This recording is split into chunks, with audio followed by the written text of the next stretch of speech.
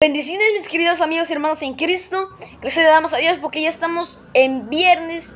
Ya es día de preparación, ya el día sábado ya está por comenzar. Y gracias a Dios porque nos ha permitido estar una semana más, porque Él es bueno, porque para siempre su misericordia.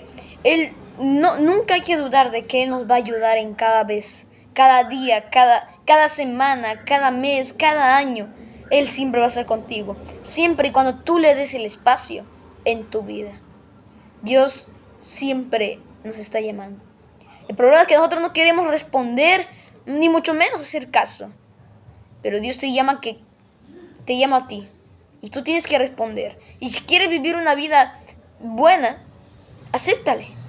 Si no, ya es nuestra decisión. Dios nos llama, Dios nos lanza el llamado. La respuesta es sola nuestra. Pero ahora quisiera iniciar con el repaso de la lección. Ya estamos a lección 3, gracias a Dios. Lección 3 para el 15 de enero del 2022. Jesús, el Hijo prometido. Sabemos de que hemos leído sobre Hebreos. Y vemos de que Hebreos nos habla muy interesante. Su audiencia estuvo pasando por momentos difíciles. Y Pablo, al confortarlos, les da palabras precisas en esos momentos. Pero ahora nos habla sobre algo muy interesante. Más que todo nos abre un marco histórico, bíblico, de lo que es desde el principio del mundo hasta el final. Nos habla sobre algo muy importante y el centro de la historia. Algo que cambió totalmente la historia, que es Cristo Jesús. Inmediatamente después de que Adán y Eva pecaran, desobedecieran a Dios, Dios le prometió una descendencia, un hijo que los libraría del enemigo, que aplastaría la cabeza de la serpiente, que recuperaría la herencia perdida que ellos habían perdido, habían despreciado, y los libraría de las manos del enemigo. Había de cumplir el propósito y la misión, que era de poder volver a darles la vida eterna y volver a darles un propósito para la vida, un propósito para seguir viviendo, un propósito para poder seguir adorando a Dios. Y desde ese momento Dios prometió a Adán y Eva eso, que destruiría, que su simiente finalmente destruiría con la serpiente. Este hijo lo representaría y lo redimiría tomando su lugar. Dice deseado toda la gente, es página 23. Cuando Adán y Eva oyeron por primera vez la promesa, esperaban que se cumpliese rápidamente. Con gozo dieron la bienvenida a su primogénito, esperando que fuese libertador. Pero el cumplimiento de la promesa tardó. La promesa fue prometida más adelante, igual a Abraham. Dios le afirmó que tendría una simiente, un hijo que a través de él todas las naciones serían bendecidas, serían benditas. Y Dios hizo lo mismo con David. Dios le prometió a David que su hijo sería adoptado por Dios como hijo propio y que le iba a establecer como gobernante justo sobre todos los gobernantes de la tierra. Sin embargo, esto es lo más hermoso, que ni Adán ni Eva, ni Abraham ni David nunca pensaron de que ese tan prometido hijo iba a ser el mismo Dios, iba a ser el mismo Rey del universo, creador del universo, que iba a redimir. Y así quiero iniciar con la primera parte de ese estudio, que se titula En esos postreros días. ¿Por qué se titula En esos postreros días? Porque el primer párrafo de Hebreos revela que Pablo creía que estaba viviendo los postreros días, así a simple vista. Cuando leemos el libro de Hebreos, capítulo 1, versículo 1, notamos algo muy importante y a veces curioso, porque Pablo habla como si viviera los postreros días. Dice que en estos postreros días. Y la escritura emplea dos expresiones sobre el futuro que tienen diferentes significados. Los profetas utilizaron la expresión postreros días o final de los días para hablar sobre el futuro general.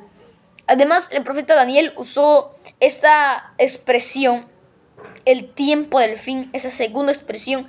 La primera es postreros días o último día o final de los días, para hablar sobre el futuro en general de este mundo. Y el profeta Daniel usó esa expresión, el tiempo del fin, para hablar más específicamente sobre los últimos días de la historia de esa tierra. No sé si podemos notar esa diferencia. Postreros días para hablar del futuro general. Como si yo dijera mañana, o el otro año, o más tarde. Estoy hablando del futuro en general. No estoy hablando hasta los últimos tiempos de la tierra. Estoy hablando postreros días. Pero Daniel usa otra afirmación. El tiempo del fin. Se refiere específicamente sí al tiempo del fin. No yo voy a decir, voy a ir de vacaciones en el tiempo del fin. Pues no, me estoy refiriendo a que voy a ir de vacaciones cuando la tierra ya esté en los últimos tiempos. Yo digo, voy a ir de vacaciones pues el otro año, ¿no? En los últimos días de este año. Todavía voy a ir tal vez en diciembre, en noviembre, de vacaciones. Una gran diferencia. Pero ahora quisiera que vayamos al libro de Números. El libro de Números, capítulo 24. Capítulo 24, versículo 14 al 19. Y aquí encontramos algo muy interesante. Dice: He aquí yo me voy ahora a mi pueblo. Por tanto, ven, te indicaré lo que este pueblo ha de ser a tu pueblo en los postreros días. Y tomó su parábola y dijo Balaam, hijo de Beor. Dijo el varón de los ojos abiertos. Dijo el que oyó los dichos de Jehová y el que sabe la ciencia del Altísimo, el que vio la visión del Omnipotente, caído pero abierto los ojos. Lo veré, mas no ahora. Lo miraré, mas no de cerca. Saldrá la estrella de Jacob. Esta estrella con mayúsculas. Lo podemos leer en la Biblia. Y se levantará cetro de Israel, y herirá las sienes de Moab, y destruirá a todos los hijos de Sed. Será tomada Edom, será tomada Seir por sus enemigos, e Israel se portará varonilmente. De Jacob saldrá el dominador, y destruirá lo que quedare de la ciudad. Números 24, 14 al 19. Aquí habla un punto muy importante. Habla una promesa dada por Dios al pueblo de Israel. Específicamente en una persona será su cumplimiento. Y ahora quisiera ir en el libro de Isaías, capítulo 2, versículo 2 y 3, que dice: Acontecerá en los postreros de los tiempos, que será confirmado el monte de la casa de Jehová como cabeza de los montes, y será exaltado sobre los collados, y correrán a él todas las naciones. Y vendrán muchos pueblos y dirán: Venid, subamos al monte de Jehová, a la casa del Dios de Jacob, y nos enseñará sus caminos, y caminaremos por sus sendas, porque de Sion saldrá la ley, y de Jerusalén la palabra de Jehová. Aquí Dios da una promesa de Dios, del mismo, a su pueblo para los postreros días. Varios profetas del Antiguo Testamento anunciaron que en los postreros días Dios levantaría un rey que destruiría a sus enemigos del pueblo, como lo vemos en Números 24, que atraería a las naciones a Israel, como dice Isaías 2, 2 y 3. Y Pablo dice que esas promesas se cumplieron en Jesús. Vemos que la conexión entre... Aquí quiero iniciar primero. No podemos entender estos pasajes o entender qué marco histórico bíblico vamos a poner si no entendemos de que tanto el Nuevo Testamento como el Antiguo Testamento están conectados. Están en una concordancia, que no son nada distinto, que no el Antiguo pasó y el Nuevo es de ahorita, sino solamente por tiempo. El Antiguo Testamento pues, es el antes de Jesús, y el Nuevo Testamento, pues el Nuevo de Jesús. Solamente es un lapso de tiempo, pero la palabra escrita, contenida en esos libros, son una sola. Y si nos detenemos a leer las concordancias, y por eso les invito a que podamos tener una Biblia con concordancia, porque eso nos ayudará, es una herramienta para poder leerla mejor, porque así entenderemos algo, de que la Biblia al citarse no solamente se está haciendo referencia, sino se está complementando y dándonos a entender algo. Mire, si la Biblia, si tú te topas en un lugar un numerito, una letrita al final del versículo y te vas para abajo y te dice, te manda otro versículo, es porque Dios te quiere hablar algo en especial en eso, porque te va a reiterar algo, te va a repetir algo. Por ejemplo, eso lo sabemos muy, algo muy importante, las madres, cuando un hijo pues no lo obedece, pues le repite, ¿no? Por ejemplo, cepíllate los dientes, y el niño no hace caso, anda jugando con su celular, anda viendo no sé qué, YouTube, el TikTok. Vete a cepillar los dientes, ya es noche y sigue el niño y ni responde, está clavado con el celular. Vete a cepillar los dientes. ¿Qué quiere hacer la madre ahí? ¿Quiere fastidiar al niño o quiere que el niño comprenda de que cepillarse los dientes es importante? Claro, lo sabemos, es algo lógico. Y así mismo es Dios. Si Dios te repite algo, no es porque quiere fastidiarte lo mismo, sino quiere que tú puedas comprender que en verdad es eso. Y en la Biblia, cuando vemos una concordancia, es porque Dios quiere que sepamos de que eso es algo importante. Y luego Pablo dice que esas promesas se cumplieron en Jesús, ya que la Biblia está en concordancia y todo apunta a Jesús, porque Jesús es algo importante, lo más importante. Él derrotó a Satanás, Él trajo todas las naciones a sí mismo. En ese sentido, porque los profetas dijeron, en el tiempo en los postreros días, va a venir este hombre, este gobernante, a regir, a gobernar con su cetro poderoso, a traer a las naciones, a derrotar a los enemigos. Y eso se cumplió en Jesús. Entonces, en ese sentido, ya comenzó el tiempo, ya comenzaron los postreros días desde que Jesús derrotó a Satanás, desde que Jesús se cumplió las promesas que Dios había hecho a Adán y a Eva, a David, a Abraham. Nuestros padres espirituales murieron en la fe. ¿Por qué? Porque, como dice la Biblia, vieron y saludaron las promesas desde lejos, pero no las recibieron. Pero nosotros, por otro lado, hemos visto el cumplimiento. Hemos visto que en Jesús se cumple la promesa de aquel Hijo prometido. Entonces ya estamos viendo el cumplimiento. La profecía se va cumpliendo más y más. Y la misión que Dios tiene para este mundo se está cumpliendo. Se está en verdad cumpliendo al pie de la letra. Y solo falta lo último. Pensemos en un momento en las promesas de Dios y en Jesús. El Padre prometió que resucitaría a sus hijos. Lo vemos en 1 Tesalonicenses 5, 15, 16. Y lo maravilloso es que no solamente es una promesa de lejos, en los postreros días, solamente al final de los tiempos, sino que en Jesús inició anticipadamente esa promesa. La resurrección de Jesús, la resurrección final de sus hijos, con la resurrección de Jesús. El Padre también prometió una nueva creación. Y ha comenzado esa nueva creación al cumplir la promesa, al crear una nueva vida espiritual en nosotros. Porque nosotros no podemos ver esa nueva creación que está prometida en Apocalipsis. Porque mira. Hay algunos cristianos que solo viven de las promesas. Pero exageradamente. No estoy diciendo de que no hay que vivir por las promesas, porque de otra manera, ¿de qué viviremos? Solamente de oído.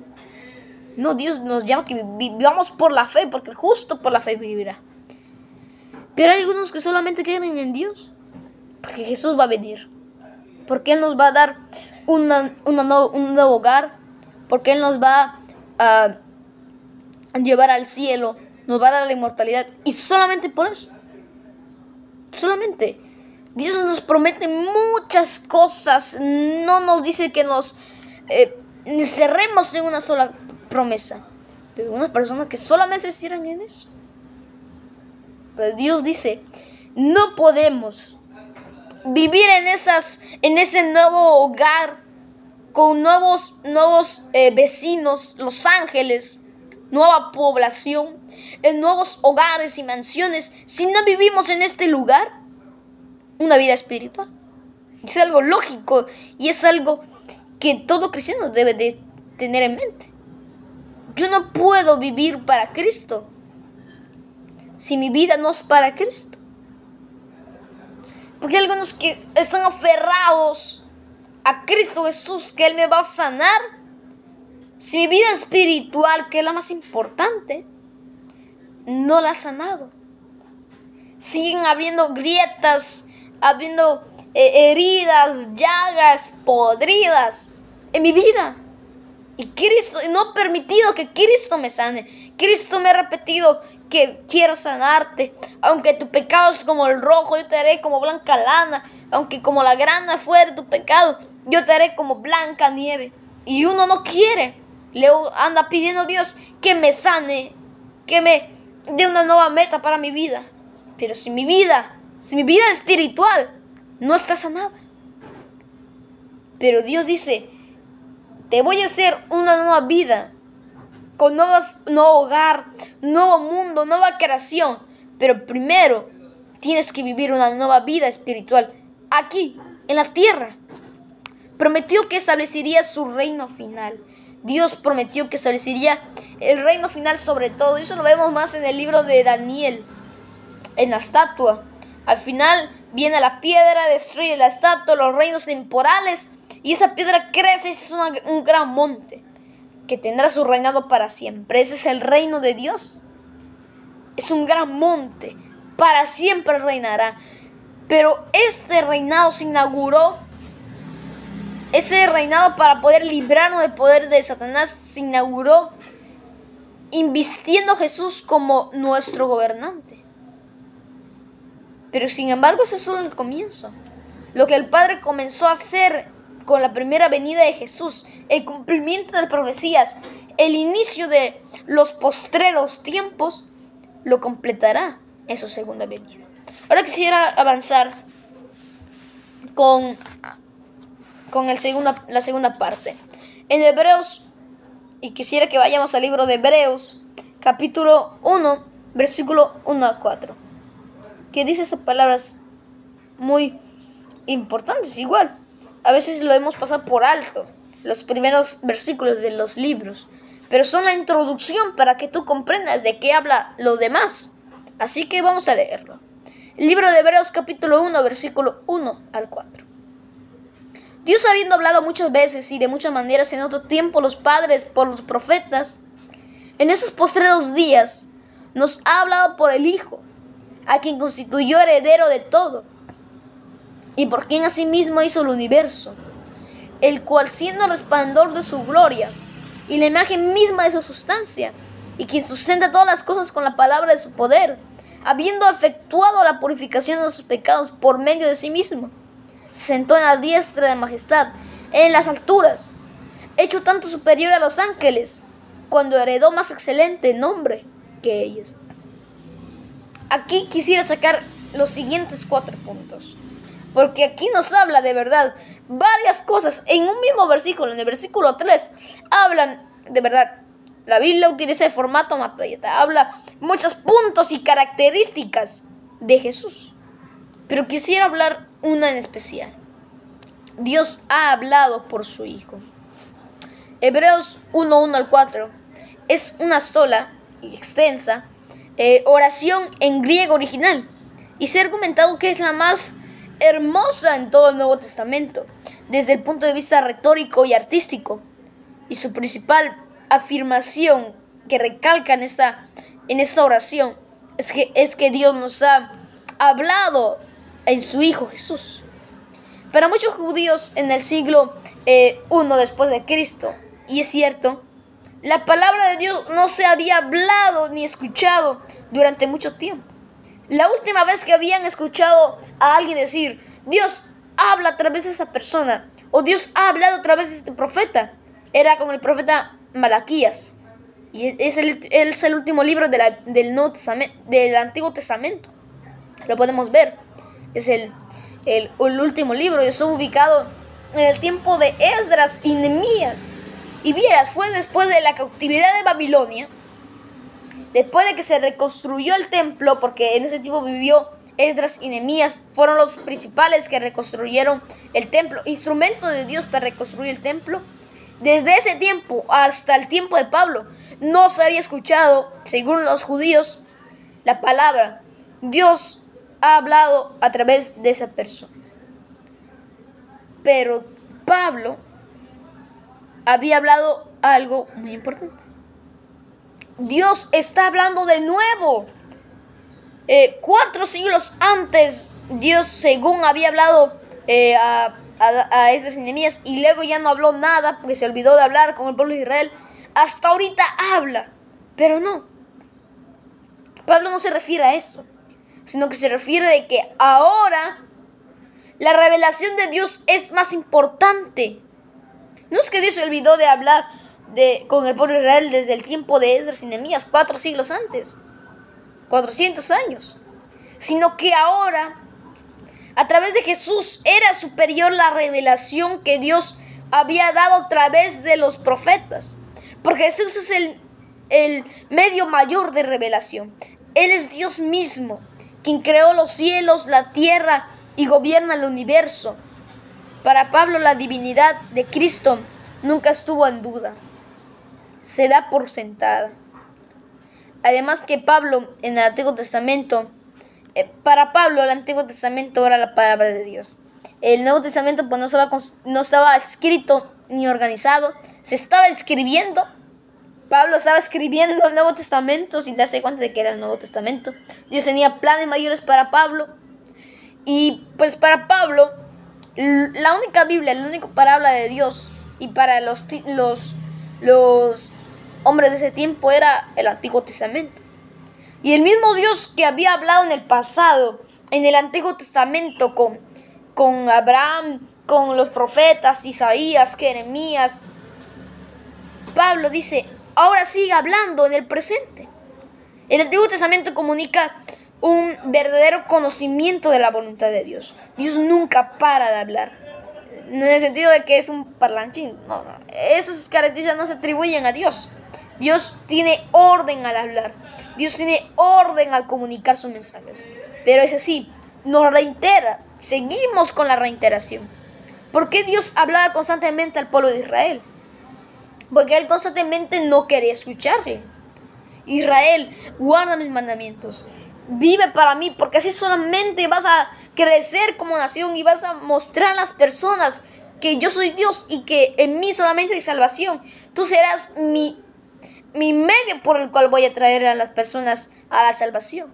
Israel se negaba, volvía, reiteraba, pero al pecado de Israel. Y Dios volvía a hablar. Pero Pablo ahora dice, sí, Dios ha reiterado a Israel, pero ahora reitera de manera más fuerte. Porque ahora reitera el Hijo de Dios, el mismo Dios. El mismo Dios está hablando a ti. Mientras tanto, Jesús vino a ser nuestro representante, nuestro Salvador. Él ocuparía nuestro lugar en la lucha y derrotaría a la serpiente. Él será el representante de la humanidad, porque vino como hombre, no como un Dios grande, poderoso, a destruir a los malvados y a poner un reino como literalmente pensaban.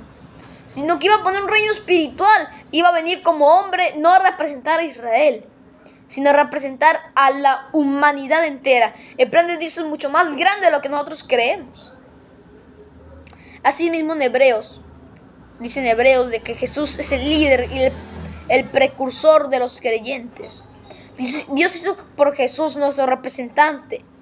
Eso también significa algo muy importante, que lo que Dios hizo por Jesús, nuestro representante al Padre, también lo quiere hacer con nosotros. Él exaltó a Jesús como a su diestra. Y también Dios quiere, como dice Apocalipsis 3:21, que nosotros nos sentemos a la diestra del Padre. Así como Jesús exaltó a Jesús y lo sentó a su diestra. Y como Jesús es el representante de la humanidad, está diciendo: yo te haré a sí mismo subir a mí y te haré sentar en tronos y gobernarás conmigo, porque tú eres mi Hijo amado. El mensaje de Dios para nosotros en Jesús incluye no solo lo que Jesús dijo, sino también lo que el Padre hizo a través de Él y para Él, y todo para nuestro beneficio temporal y eterno. Porque así como Dios le dijo a Jesús: este es mi Hijo amado en quien tengo complacencia, Dios te dice a ti, como que Jesús es el representante de la humanidad, por lo tanto Dios nos dice a nosotros: tú eres mi Hijo amado en quien tengo complacencia. Y como somos su Hijo amado, Él hace todo para nuestro beneficio temporal y eternal. Pero solamente cuando aceptamos la promesa de Dios en Cristo Jesús, Dios mismo. Todo está marcado para beneficio de la humanidad. Solamente Dios quiere que la aceptemos, y ahí tendrá eficiencia en nuestra vida sus promesas dadas de Cristo a Jesús. Y yo quisiera seguir con un pequeño punto en el libro de Hebreos, en el mismo versículo 2 al 4. En la parte donde dice el versículo 3: el cual, siendo el resplandor de su gloria y la imagen misma de su sustancia, y quien sustenta todas las cosas con la palabra de su poder. En esa parte nos encontramos con una porción que dice: siendo el resplandor de su gloria y la misma imagen de su sustancia. ¿Y por qué habla la Biblia así? ¿Por qué habla el resplandor de su gloria y la misma imagen de su sustancia? Quisiera poder llevarlos, y quisiera que podamos buscar en el libro de Éxodo capítulo 24. Éxodo capítulo 24, versículos 16 y 17. ¿Qué dice? Y la gloria de Jehová era como un fuego abrasador y la gloria de Jehová reposó sobre el monte Sinaí. Y la nube lo cubrió por 6 días. Y al séptimo día llamó a Moisés de medio de la nube. Y la apariencia de la gloria de Jehová era como un fuego abrasador en la cumbre del monte, a los ojos de los hijos de Israel. A veces es muy interesante leer estos pasajes, cuando nos hablan la apariencia de Jehová, el rostro de Jehová. Y aquí nos habla de que la apariencia de la gloria de Jehová era como fuego abrasador. Y ahora quisiera poder leer en el libro de Salmos, encontramos un pasaje similar. Salmos capítulo 4, versículo 6. Muchos son los que dicen: ¿quién nos mostrará el bien? Alza sobre nosotros, oh Jehová, la luz de tu rostro. En el Antiguo Testamento, la gloria de Jehová se refiere a su presencia visible entre su pueblo. Esta presencia a menudo se asocia con la luz o con el resplandor. Las Escrituras nos informan que Jesús es la luz que vino a este mundo para revelar la gloria de Dios. Pero antes de eso quisiera decir dije que íbamos a iniciar con un punto pequeño, pero no. Tal vez pequeño, pero no menos importante. Creo que es más importante para comprender. Porque Dios dijo de que Él iba a prometer a alguien que iba a redimir, que iba a representar a la humanidad. Y muchas personas creen de que Jesús es el Hijo de Dios y es aparte de Dios, que es su hijo, como nosotros tenemos hijos, ¿no? Yo soy hijo de, por ejemplo, de Daniel. Yo no soy mismo que Daniel, yo soy Gael, él es Daniel. Listo.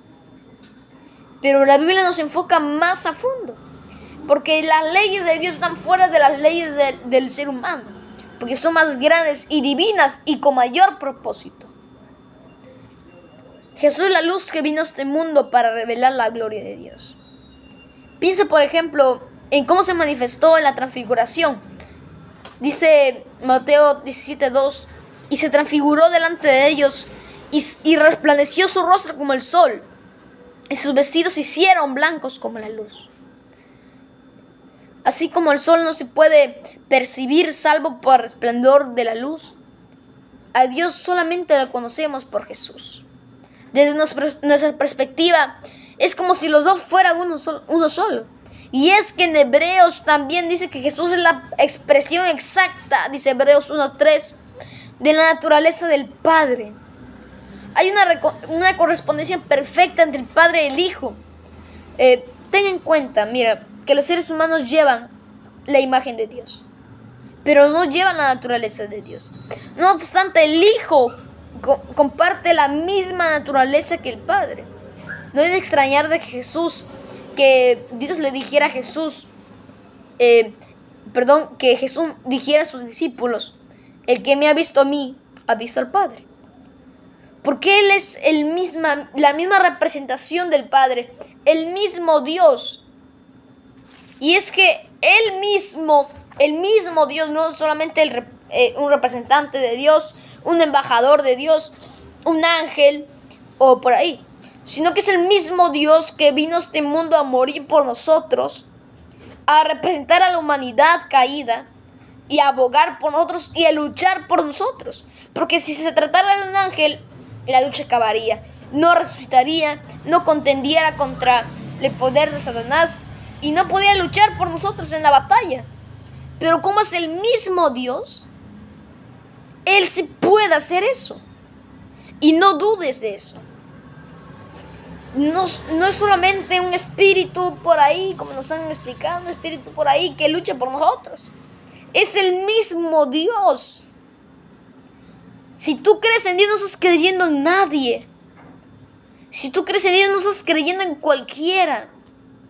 Si tú crees en Dios y te haces llamar cristiano, no estás divagando en tus creencias. Estás creyendo en el mismo Dios que creó los cielos y la tierra, el cual nadie en este mundo se compara y que mucho la gente ignora. Ese Dios que murió, resucitó y reina y lucha contra el mal. A ese tú crees. No estás parado en cualquier lugar. Y te felicito, porque estamos aquí. Pero ahora, en medio de la lucha, no dudes. No solamente alegrarse porque Dios es nuestro Dios. Eso sí, es alegrarse. Es un gozo. Pero en la lucha, ¿qué haces tú? ¿Qué hago yo en la lucha? Tal vez me olvido de que Dios es Dios. O me olvido de que mi Padre, que yo tanto amo, es el Todopoderoso. Dios te invita a que podamos acordarnos de Él en los momentos difíciles. En la tentación, cuando nuestra mano está temblando, nuestros pies están temblando para ir al mal. Nuestra mente está divagando, está dando vueltas. Dios te invita a que podamos volver a recordarnos a Él. Porque Él es el Dios más grande, el único Dios. Y en ese Dios tú crees. No estás parado en cualquier lugar. Estás en el mejor lugar. Ahora quisiera ir a un punto muy importante y a veces controversial. Hebreos afirma que Dios creó el universo. Y además nos afirma de que Jesús es el quien sostiene el mundo con su palabra poderosa. Es el quien creó el universo. Quisiera que vayamos al libro de Isaías. Es el penúltimo punto, ya estamos terminando. Isaías, capítulo 44. El libro de Isaías, capítulo 44, versículo 24 y 25. Dice: así dice Jehová, tu Redentor, que te formó desde el vientre. Yo, Jehová, que lo hago todo, y que extiendo solo los cielos, que extiendo la tierra por sí mismo, que deshago las señales de los adivinos y enloquezco a los agoreros, que hago volver atrás los sabios y desvanezco su sabiduría. Y en el capítulo 45, versículo 18, nos afirma más a fondo: porque así dijo Jehová, que creó los cielos. Él es Dios, el que formó la tierra. Él es el que la hizo y la compuso. No la creó en vano para que fuese habitada. La creó. Yo soy Jehová y no hay otro. Y en el libro de Nehemías, ese último texto, libro de Nehemías, capítulo 9, versículo 6, dice: Tú solo eres Jehová, tú hiciste los cielos y los cielos de los cielos, con todo su ejército, la tierra y todo lo que en ella hay, los mares y todos los que en ellos, y tú vivificas todas esas cosas, y los ejércitos de los cielos te adoran. Aquí vemos una característica importante de Dios, y que se repite muchas veces en la Biblia, en los salmos, en los profetas, en los libros históricos, vemos muchas veces. Dios es el creador de los cielos, y los cielos de los cielos, Él los sustenta, no hay otro más. Ahí vemos eso. Pero cuando nos topamos con un concepto de que Dios creó el mundo por medio o por Jesús, decimos, ¿cómo? Si la Biblia dice que solamente Jehová creó el mundo, ¿y por qué dice que Jesús igual creó el mundo? Algunos piensan que Jesús fue un instrumento a través del cual Dios creó, Dios hizo, Dios inventó. Pero Jesús es el Señor que creó al mundo. Y ahí corroboramos y ahí afirmamos cuando dice: tú solamente eres Jehová, Dios el que creó. Porque Dios y Jesús son uno solo, no son aparte. Y tiene razón la Biblia al decir tú solo Jehová, porque Dios y Jesús son uno solo. Jesús es el Señor que creó la tierra, los cielos. Y Pablo también aplica a él lo que dice Salmos 102, 25 al 27 acerca del Señor como creador. En segundo lugar, Hebreos 2:10 dice que el universo fue creado por causa de o por medio del Padre. Exactamente las mismas expresiones que se aplican a Jesús en Hebreos 1:2. El Padre creó y Jesús creó. El Padre hizo y Jesús hizo. Existe una concordancia perfecta entre el Padre y el Hijo, que con propósito y actividad. Esto es parte del ministerio de la Trinidad. La Trinidad no son personas apartes, tres personas apartes, son uno solo, son un equipo. Solo ponte a pensar. Vamos a pensar. Un equipo de fútbol. No sé, puede hablar de Barcelona. ¿Qué tal si hacen un partido y uno de sus jugadores mete un gol? No van a decir gol, tal, por ejemplo, de Messi, y luego le ponen el punto a Messi o el gol a Messi. No, va a decir gol del equipo, por ejemplo de Barcelona, ¿no? Es el gol del equipo, es el punto para el equipo, aunque el jugador más grande de todos lo haya metido, pero el equipo es el punto. Así igual es el equipo de Dios. Está compuesto por tres personas: Dios, Hijo, Espíritu Santo. Cuando Dios hizo el mundo, no es el mundo creado por Dios y por Jesús y el Espíritu Santo, no. Son un equipo, y eso se atribuye al equipo, porque ahí vemos algo muy importante, que cuando dice la Biblia, hagamos al hombre a nuestra imagen, no me imagino a Dios hablando solito. Dios estaba con el Espíritu y con Jesús. Ahí vemos algo muy importante, porque aquí la Trinidad se aplica. Jesús creó al Padre, Jesús creó, el Padre creó, pero según la Biblia hay un solo creador, porque creador es Dios y Jesús al mismo tiempo. Eso implica que Jesús es plenamente divino. Entrando a Hebreos 4:13, muestra que Jesús también es juez, porque su autoridad para gobernar y juzgar deriva del hecho de que Dios creó todas las cosas y sostiene el universo. Y Hebreos 1:3 y Colosenses 1:17 afirma de que Jesús también sostiene el universo. Este acto sustentador probablemente incluye la idea de orientación o dirección.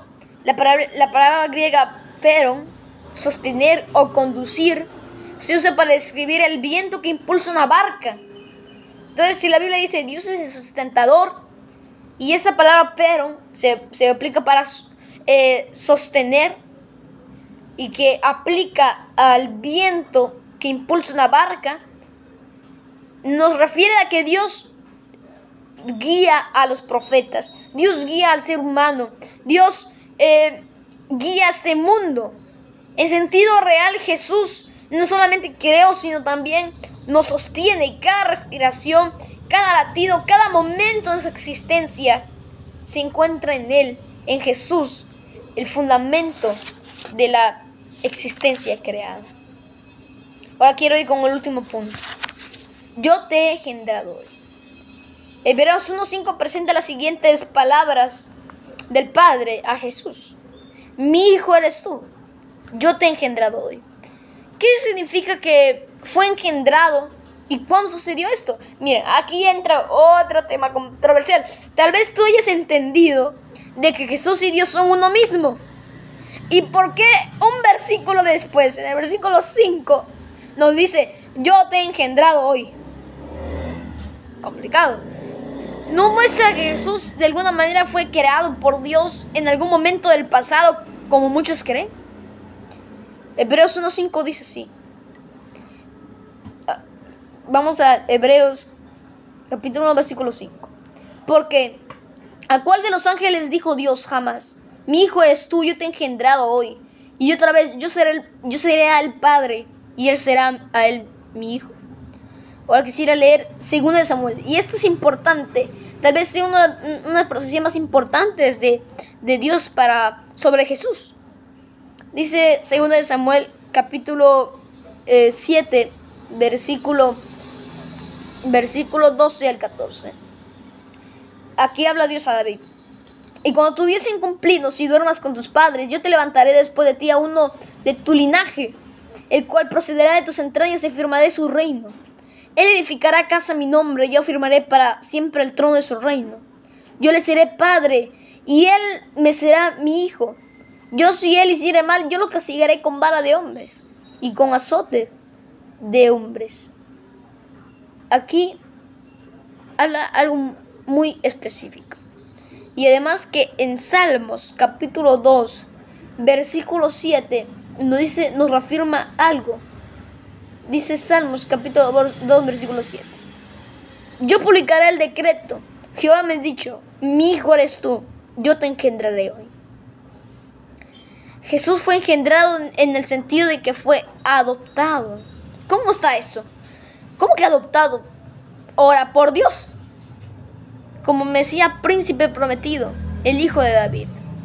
Mira, es que la Biblia no fue escrito en este tiempo. Ni fue escrito... eso lo repito mucho, ni fue escrito en español, ni en inglés, ni en latín, fue escrito en hebreo. Y el concepto de que al heredar el trono, el gobernante era adoptado. Aquí habla en el contexto de gobernar, de gobernantes, de reyes.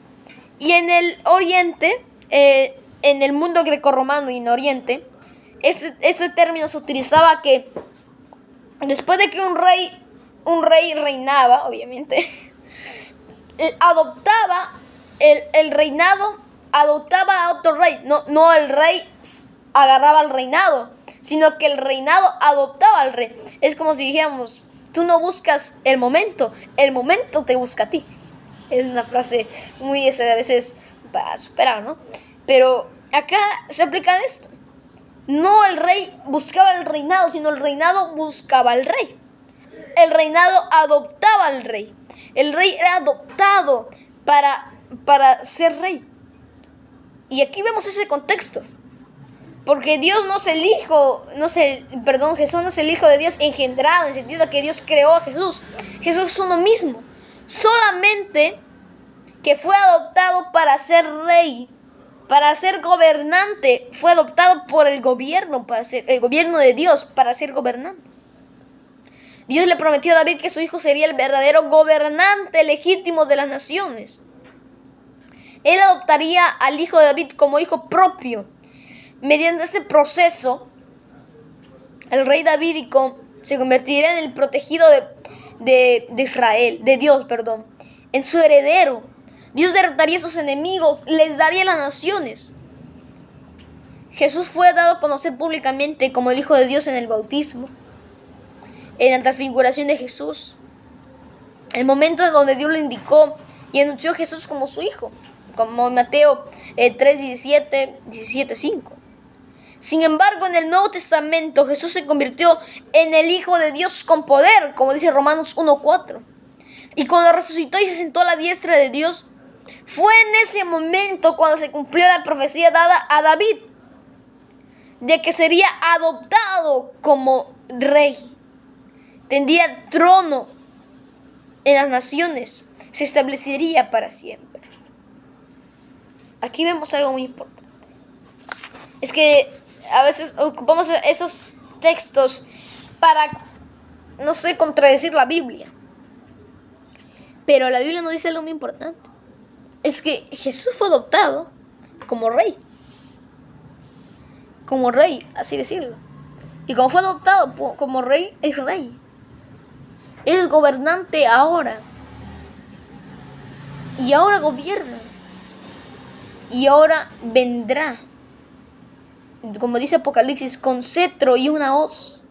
Un cetro como rey y una hoz para cegar a su mies, para traer a los redimidos. La venida de Jesús a esta tierra como el Hijo de Dios cumplió varias funciones al mismo tiempo. En primer lugar, como el divino Hijo de Dios. Jesús vino a revelarnos al Padre, la luz de su gloria. A través de sus actos, palabras, Jesús nos mostró cómo realmente el Padre, no un Padre juzgador, sino un Padre de amor. Y además nos muestra por qué confiar en Él y cómo ser obedientes. Jesús también vino como el Hijo prometido de David, Abraham y Adán, a través del cual Dios había prometido a la humanidad que derrotaría al enemigo y gobernaría este mundo. Por tanto, Jesús vino a ocupar el lugar de Adán, la cabeza de la humanidad, y cumplió el propósito original que Dios tenía para ella. Quisiera terminar con el texto deseado de toda la gente, es página 87 y 88. Y las palabras dichas a Jesús a las orillas del Jordán: "Ese es mi Hijo amado, en quien tengo complacencia", abarcan a toda la humanidad. Dios habló a Jesús como nuestro representante. No obstante, todos sus pecados y debilidades no somos desechados como inútiles. Él nos hizo aceptos en el amado, Efesios 1:6. La gloria que descansó sobre Jesús en nuestra prenda de amor de Dios hacia nosotros. La luz que cayó desde los portales abiertos sobre la cabeza de nuestro Salvador caerá sobre nosotros mientras oramos por ayuda para resistir la tentación. La voz que habló a Jesús dice a toda alma creyente: "Este es mi Hijo amado, en que tengo complacencia". Cristo vino a este mundo a ser representante nuestro. Él vino a este mundo a gobernar, a derrotar el pecado. Pero sin embargo, Él no nos olvidó. Este es el amor de Dios. Dios no nos olvidó. ¿Y ahora qué hacemos nosotros? ¿Qué harás tú? Dios ha hecho todo por ti, murió por ti. El Dios mismo que creó todo murió a mano de su misma creación. ¿Qué harás tú? ¿Qué haré yo para compensar eso? A pesar de nuestras prendas de pecado y debilidad, Dios no nos toma como inútiles, sino nos toma aceptos al amor de Dios. Dios te ama, Dios me ama. No importa cómo seamos y qué seamos, Dios está dispuesto a darnos una nueva vida. Y así como Jesús, representante de la humanidad, decirte a ti: tú no eres cualquiera, tú no eres del montón de la mayoría, tú eres mi Hijo amado en quien tenga complacencia. Te invito a orar para finalizar. Señor, te agradezco por tus ricas bendiciones, porque Padre, tú nos das un propósito más en nuestra vida. No somos cualquiera. Somos, Padre, tus hijos. Y por eso, Padre, seguimos viviendo para ti. Te pido, Padre, que puedas bendecir a todas las personas. Dejes, Padre, de nosotros el deseo de poder, Señor, renunciar a esta vida cristiana y a esta vida, Señor, igual. Queremos, Padre, tener ese propósito en mente de que somos tus hijos. Y en Jesús se cumplieron tus promesas, Señor. y en nosotros igual, Señor, se cumplirán. Prepáranos, Padre, para ese gran día, la segunda medida. Me dice, Padre, cada una de las personas que te están oyendo. Bendícenos, Señor, y prepáranos en cada momento. En el nombre de tu amado Cristo Jesús. Amén. Bueno, gracias a Dios porque hemos terminado con este repaso de la lección. Y nos invita a que podamos seguir estudiando. Seguiremos estudiando, ya es 15 de enero. Gracias a Dios nos ha acompañado. Y te invito a que puedas dejar el like, poder suscribirte y activar la campanita para poder recibir más notificaciones. Seguimos dando nuestras devocionales cada día. Nuestros comentarios de la lección, esa lección bien bonita. El mensaje en estos últimos días, el mensaje de Hebreos. Para cada semana estaremos dando los comentarios para no perdernos nunca de la palabra de nuestro Dios. Dios invita a que podamos crecer más cada día y tener siempre una palabra de esperanza. Que Dios se bendiga.